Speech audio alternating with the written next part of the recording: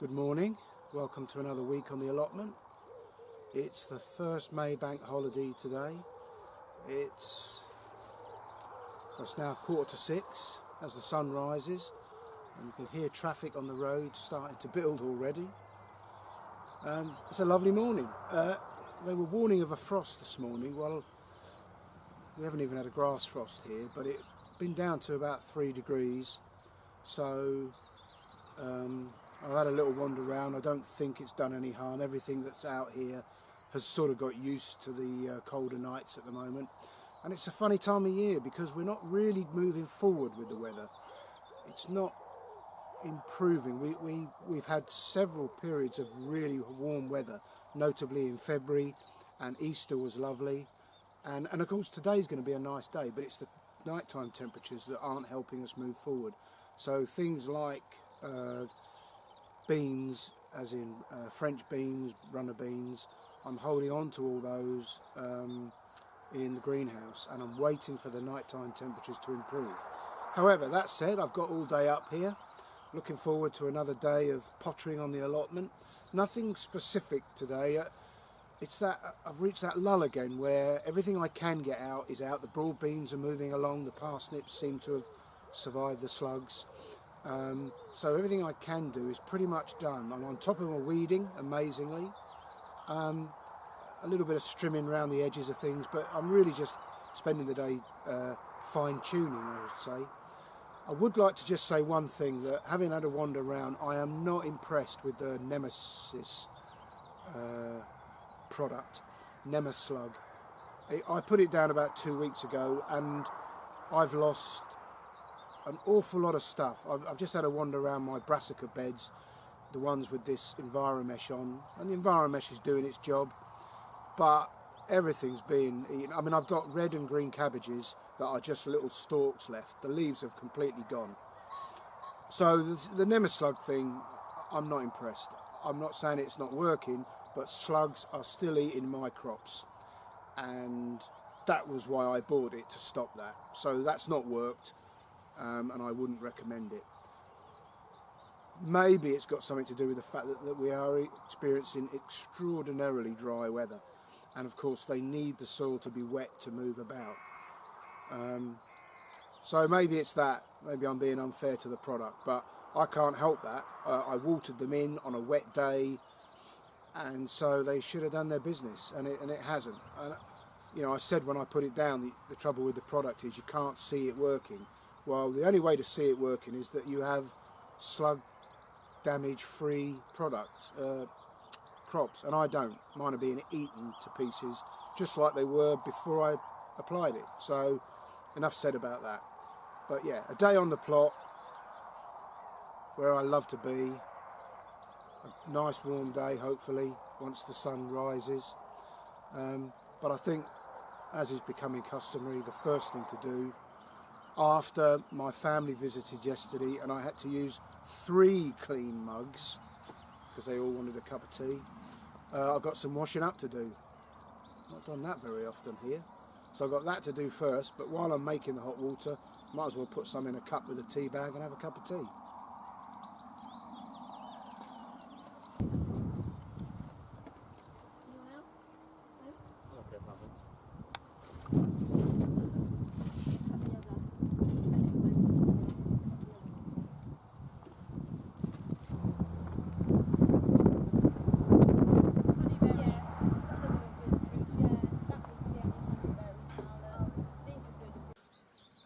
While it's quiet, there's nobody else up here at this ungodly hour.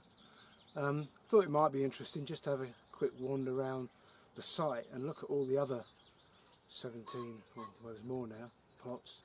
The centrepiece behind me, behind the shed, used to be a community group called Transition Chepstow, where people could come along and they didn't want a complete allotment to themselves, they didn't have the time or the physical effort or the desire to run their own plot, but they could come along and share the ground. Well, that's dwindled out. People just didn't come, so that hasn't worked, and the landowner's now given it over to individuals, broken it up into smaller plots, and it's coming along a real treat, as is the whole site. Quite a few new people here, and they've brought with them a new energy and an enthusiasm, and it's reflected all over the site. It's lovely to see. So let's have a little wander around and mooch about while there's nobody else here. So the site is split into two halves really. Down this lower half are 8 plots, and then you've got the centrepiece here that I've just mentioned, and the communal shed, and then the upper 9 plots, of which I've got the end 2. So the first 3 plots are owned or run by a lady called Bridget. She's the sort of unelected leader of the site. She's been here since it started, and if you need to know anything about the site, the arrangements we have in the contract, or indeed any plant, then Bridget's usually the person you go to. Very helpful, very knowledgeable, and has 3 plots all blended into one. Up here most of the time, lucky enough to have all that time, and she spends it on the allotment. Where else would you want to be? Moving along, we come to Simon's plot. Simon still works full time, very busy, so doesn't get up here often. He's got 2 plots, and despite that busy schedule, it's still a very productive site. His wife helps him on the plot, and it's looking good. I'm not going to name everybody, it doesn't really matter what their names are, and I don't know these people here yet really. They haven't been here long. I know them enough to say hello, and they're very, very busy here, and it's looking good. Really establishing a nice centrepiece.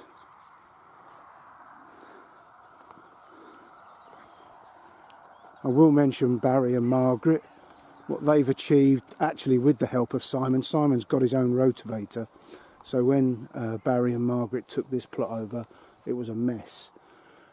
And Simon rotavated it for them, and look at it now. It's absolutely remarkable what they've achieved in just a couple of months. Again, they're retired, so they've got the time, but you can have all the time in the world. If you don't match it with the work and the effort, then it'll come to nothing. But this is, well, it's looking one of the best plots on the site. It's fantastic.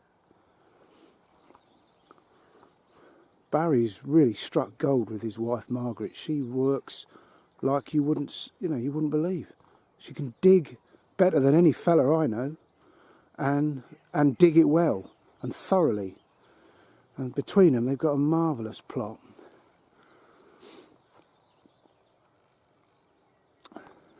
Yes, moving around. My 2 plots in the corner. My neighbour has finally turned up, and he's putting in his spring effort. We shall see if that comes to anything, but he's done this every year. He comes along, he puts in a bit of a spurt, and then he disappears until the following spring. But maybe it'll be different this year. Steve and Nikki, again both full-time workers, and despite that it's coming on a treat, and as is the greenhouse.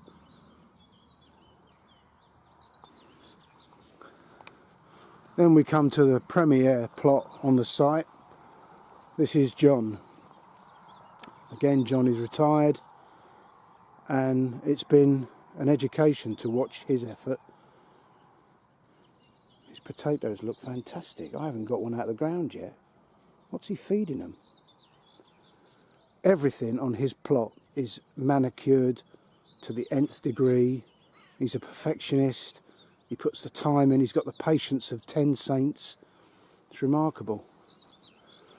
And then we come down to Terry, again working full time, and this plastic's been down for about a year or 2 now, so that should be good soil under there. I'll be interested to see if he lifts that this year. But he's got the large polytunnel,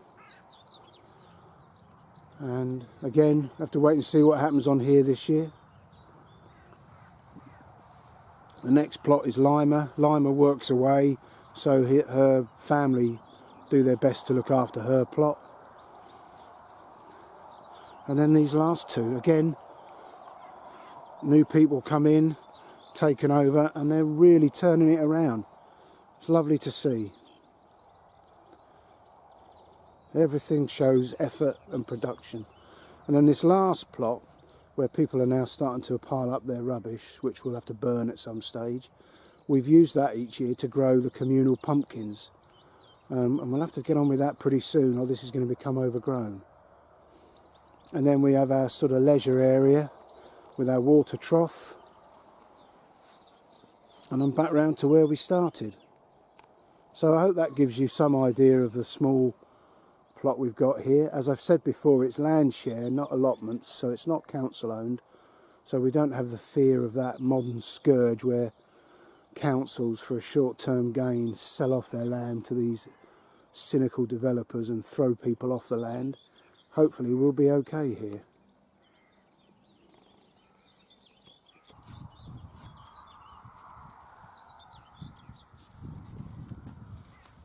Saving on the gas using the Kelly kettle.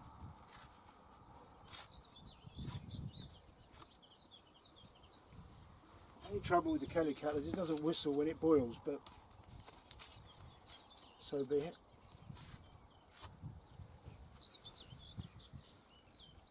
We do like a whistling kettle on the block.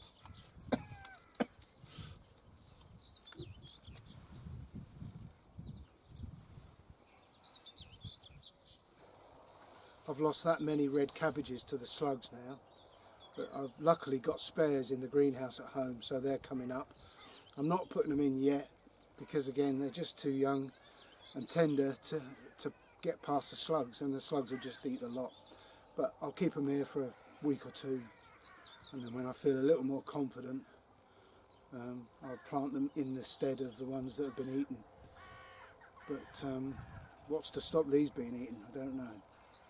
Not had it quite this bad before, but we'll see.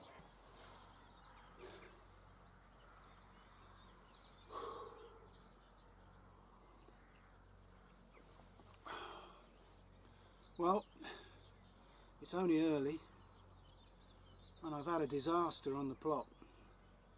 Made my first cup of tea of the day. Went in the drawer where I keep my tea bags. One tea bag.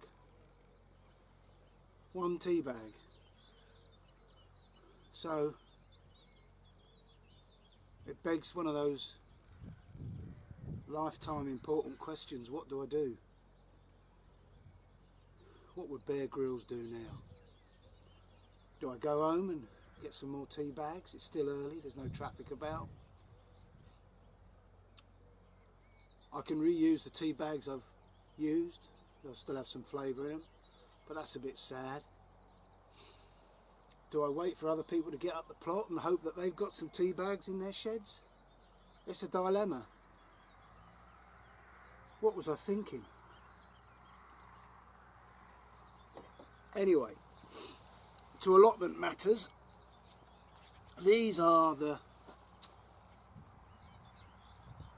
Mystic dwarf French beans, courtesy of King Seeds, that I've been growing.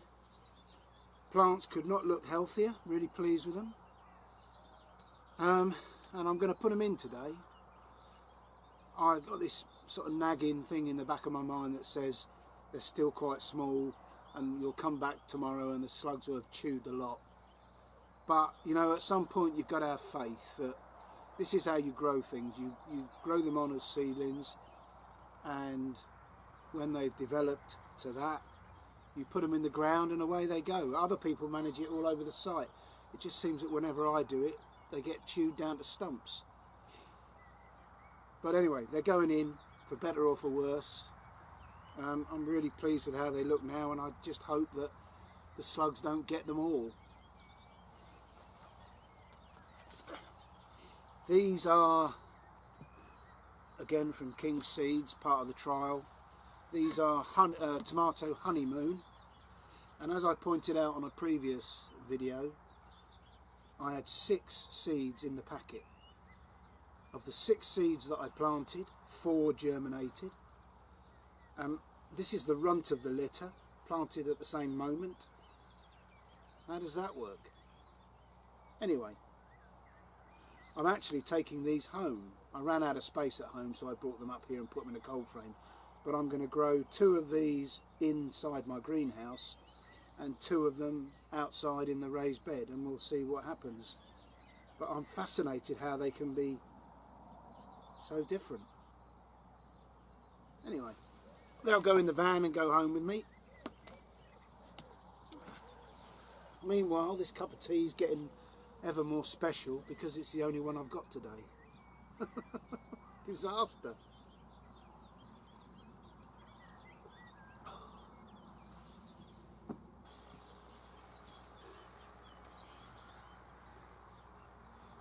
I've just been having a route around in the cold frames, reminding myself what's in them, and I pulled out this tray of courgette zucchini, which is again part of the King's Seed Kitchen Garden Magazine trial that I'm doing.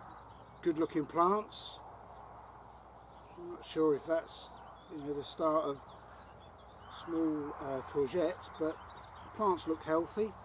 I'm only going to plant 4 in the small bed I've got because 4 courgette plants will provide me and family and friends with more than enough courgettes through the summer. And I've got at least double that, 2, 4, 6, yeah, I've got 8 plants. I might plant another one in an old compost bed in the top of it, take the lid off for the summer.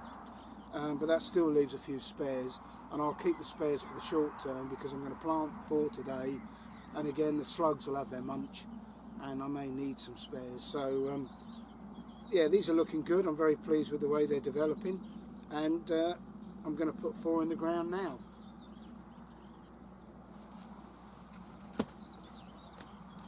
I've had a moment of inspiration about the tea bags. The golf driving range, Liam Bond, the chap who owns it and is the golf pro, get on very well with him and his wife Emma, so I might go on the scrounge when they turn up later on this morning. They've made me cups of tea in the past, so I'll see if I can scrounge a couple of tea bags off them. When I say a couple, obviously I mean more than a couple. Okay, back end of last year I prepared this ground by planting 4 bowls marked by these canes of really good, well rotted compost. So all I've got to do now is simply remove the cane, put the 4 courgettes in where the canes mark the spot, and they should get off to a roaring start with a good moisture retentive soil underneath them. So let's do that now. The courgettes have got a good root run on them.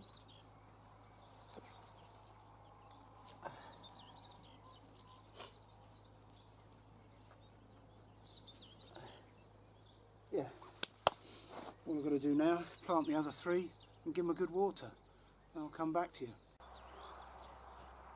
Okay, so 4 courgettes now in the ground. I think it's the 4th of May today, I'm not really sure.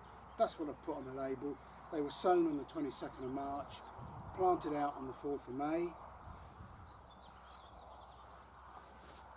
They just need a good drink. We've got some rain coming later in the week, so that should bed them in well.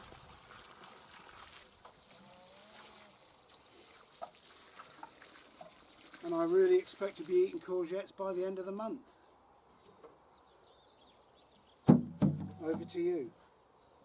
It's not for sexy videos, and it's not the most exciting thing you'll ever watch on YouTube, but if I had one tip for anyone looking after a garden or an allotment or any kind of land that they want to cultivate, it's to hoe. Now is the time of year when your hoe should not sit still. So every time you come to the allotment or you go out into the garden, pick up the hoe, and just for a few minutes every day, it's one of those occasions where do a little and do it often actually works, and just get the hoe moving and just keep chopping the heads off those weeds. And if you do it little and you do it often, it doesn't get too boring, too monotonous, and it keeps on top, because once you stop the hoe moving, the weeds will escape you. So especially when you've got no tea bags on site, there's nothing else for you to do. Keep hoeing.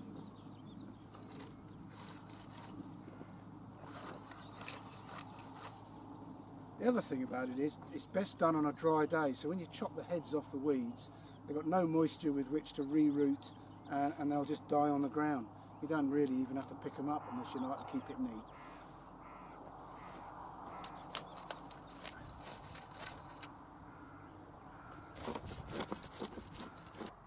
One other unforeseen advantage of hoeing is it gets you close in contact with your soil. And as I was hoeing, trying to avoid the lanes where I'm expecting my potatoes to come up, I've just spotted, and you won't see it on camera, but just the tiniest little fleck of green from the potatoes. So those activities that, whilst they're quite boring to do, they do give you that opportunity to study your soil and your plants and get closer to them than you ordinarily would walking up and down the paths. So yeah, hoeing, it's a good thing. Another little job I wanted to do was where I put these garden peas in, because the guttering isn't as long as this frame, I've got two ends that aren't complete with peas, so I've grown a few more.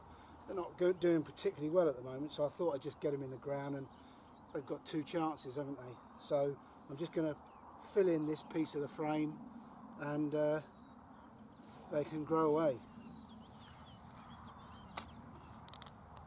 Peas in, job done.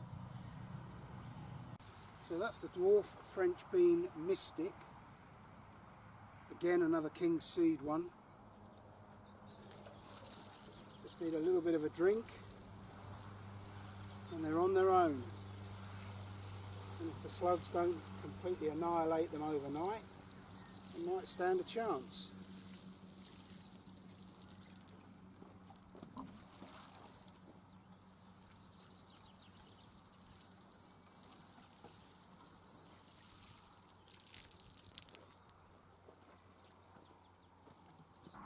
Some more good news on the allotment. I have tea bags. I'd like to say a public thank you to Liam Bond in his golf driving range, who has just saved my bacon. Right, let's get the kettle on.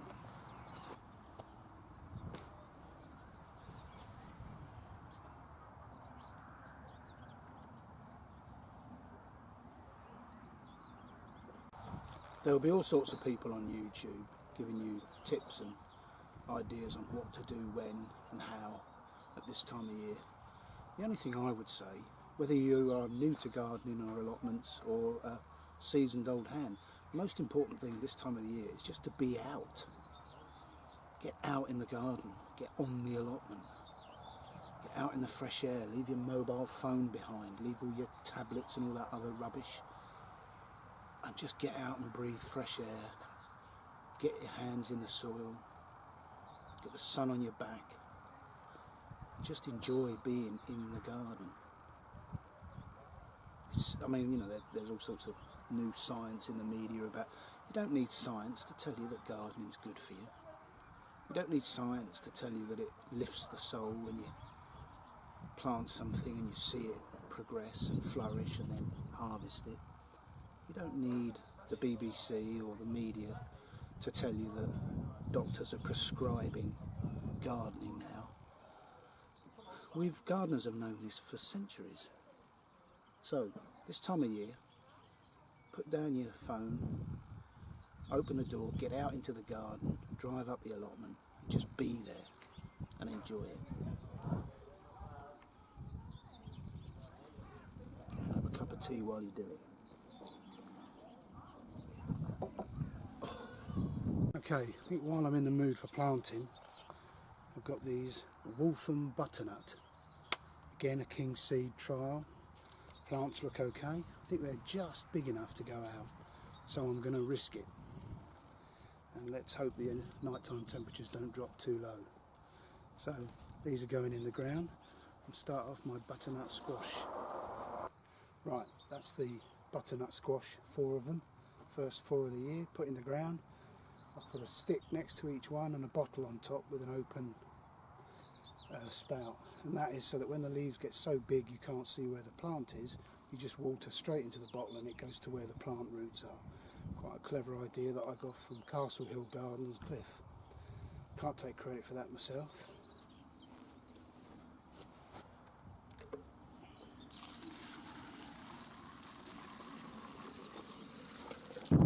Okay, well, I think that's it for another day, another week. So thanks for watching. Thanks if you've subscribed, and if you think you can, hit the like button. And all being well, I'll see you again next week. Bye now.